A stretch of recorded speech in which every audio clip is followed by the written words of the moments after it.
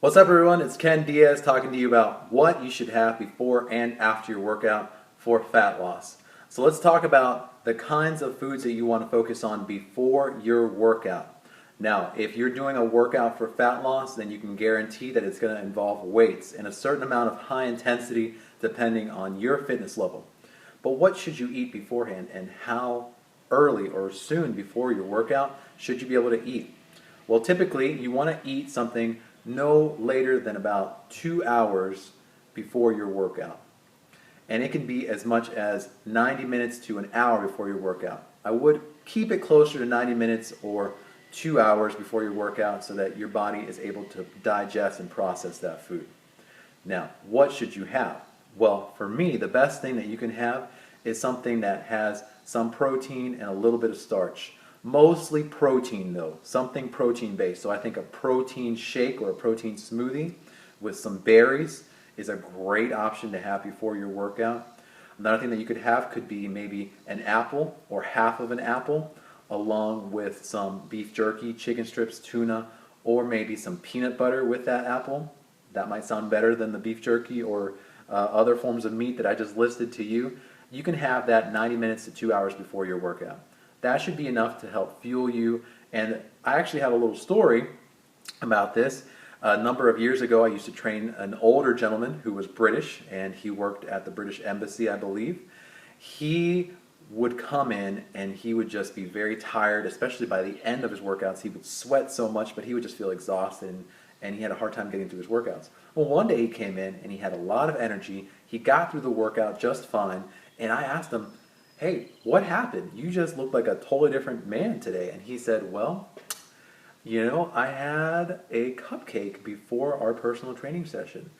And he was a little bit embarrassed to admit that he had a cupcake before the personal training session.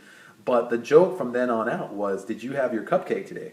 Because that cupcake gave him the energy and the fuel that he needed to really pound it out during his workout and just give it 100%.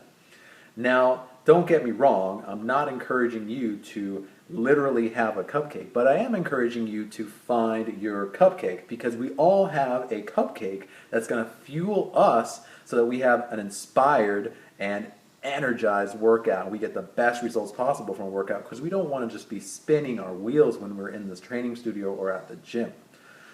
Now, secondly, what should you have after your workout?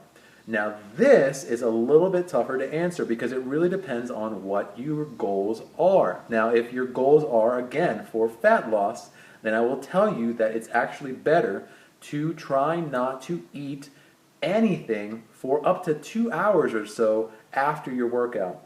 If you're going to have anything after your workout because you're focusing more so on strength, in other words, one of your goals is to get stronger, and you're not focusing on fat loss quite as much, then I will say that it is good to have a protein-based snack within the first 20 to 30 minutes right after your workout. We're talking right after your workout, because if you let more than 20 or 30 minutes go by after your workout, then you have missed the window or period of time where your body is just reaching and grasping for protein and carbohydrates in order to restock and refuel itself for the process of building muscle. That's right, ladies.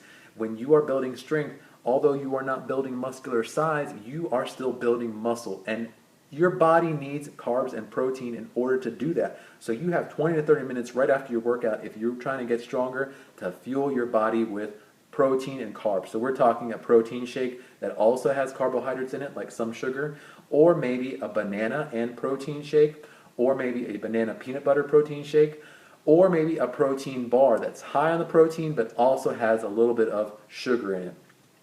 If you are focusing solely on fat loss, I will say this: it's better to go without for an hour or two. Go for a walk instead. Do something that's going to kind of prolong the effect of that heavy, intense workout that you just did in order to stimulate fat loss and its effects a little bit longer. Because as soon as you put sugar back in your body, the fat loss effect due to the intense workout you just had is automatically shut down. Okay? Because your body will use that sugar every time as soon as you put it back in your body, rather than the fat that is already on your body. Remember, if you're training for performance, you fuel your body. If you're training for fat loss, your body will fuel itself because there's already fat on it. Just keep that in mind and determine whether you are focusing more on strength or on fat loss at any given time during your program.